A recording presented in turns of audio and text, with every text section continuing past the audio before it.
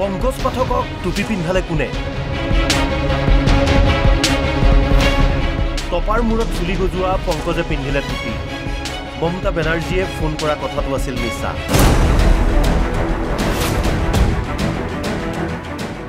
গোৱালপাৰাত গুণ্ডাগিৰিৰ অভিযোগত কাণত ধৰি আঁঠুকাঢ়ি ক্ষমা খুজিবলগীয়া হৈছিল স্বয়ম্ভু আচাৰ্য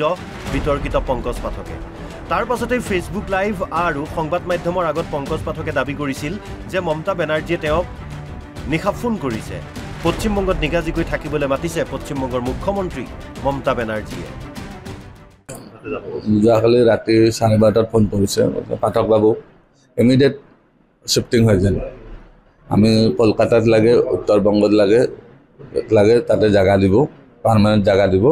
ইমিডিয়েট শিফটিং হৈ যায় এই রকম জায়গা এই রকম থাকা দরকার নাই আধা অসমীয়া আধা বঙালী আধা হিন্দীত তেওঁ কথাখিনি বুজাব বিচাৰিছে ময়ো অলপ চলপ বঙালী জানো কমতাপুৰী ভাষা অলপ চলপ জানো একো সমস্যা নাই তো মই সেইখিনি বুজি পালোঁ তেওঁ যিখিনি বুজালে যে মোক লৈ তেওঁ চিন্তিত হৈছে আৰু সোনকালে মোক শিফটিং হ'ব কৈছে তেওঁৰ এই অফিচৰ ষ্টাফ এজন CMৰ মোক নাম্বাৰ দিছে এইটো যোগাযোগ কৰিলোঁ যেতিয়া আহোঁ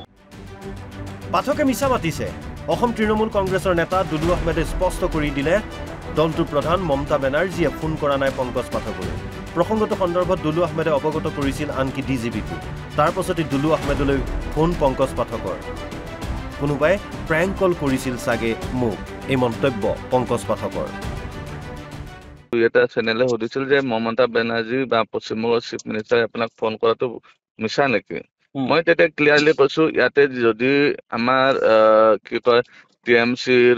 অসমৰ যিজন লিডাৰ দুলু আহমেদ ডাঙৰীয়াৰ নাম লৈছে আপোনালোকে যদি তেওঁ কৈছে তেনেকৈ তো নিশ্চয় কিবা এটা ভুল হ'ব ইয়াতে কাৰণ আজিকালি এনেকুৱা বহুত মানুহ থাকে মানুহ মানে লগাই দি পেলাই ৰং চাই তো তেনেকুৱা হ'ব পাৰে কোনোবাই প্ৰেংক কলো কৰিব পাৰে তো সেইটোত মই যদি দুলু আহমেদ ডাঙৰীয়া কৈছে তেওঁ যিহেতু TMCৰ মানুহ তেওঁ যিটো কৈছে সেইটোৱে শুদ্ধ হ'ব মই যিটো কৈছো মই যিহেতু মই TMC নহয় না পলিটিকেল হয় না কি হয় একো নাই ইমান মোৰ ইনফৰমেশ্যন নাই যে সেইটো সত্যতা মই প্ৰমাণ কৰিম তো তেনেকুৱা এটা হয়তো কোনোবাই ৰাতি এই মই টেনশ্যনত আছো বুলি ভাবি বা কিবা হেৰি কৰি কিবা এটা বদমাছি হৈছে হয় হয় প্ৰেংক কল কৰা অভাৱ নাই আজিকালি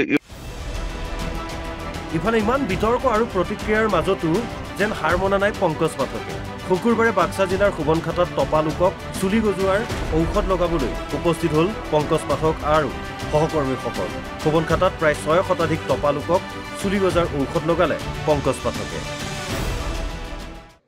আমি এইটো এটা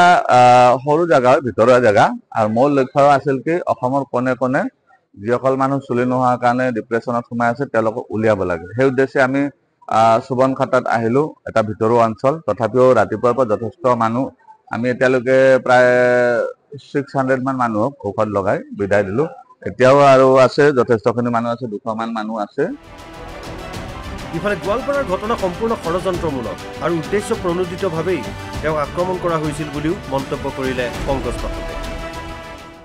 ইয়াৰ ইমান তেজ নাই ইয়াৰ পৰা চিটকি আহি পেলাই গাত পৰাৰ কাৰণে এইখিনিত তেওঁৰ ইমান তেজ নাই কোনোবাই যদি পাঁচ মাৰেও এইখিনিত ইমান তেজ নাই আৰু এইখিনিত হঠাৎকে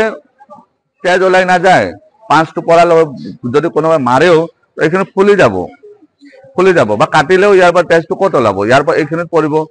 এইখিনিত পৰিব কিন্তু তেওঁৰ এইটো ষড়যন্ত্ৰ মই আগতে জানো তাৰে আগদিনা মই ফেচবুকত লিখিছোৱে যে মোৰ ওপৰত এটেক হ'ব গৈ আছে আৰু তেওঁলোকে মোক প্ৰথমতে বদনাম কৰাৰ কাৰণে চেষ্টা কৰিব বদনাম কৰি তেওঁলোকে মোক মাৰাৰ কাৰণে চেষ্টা কৰিব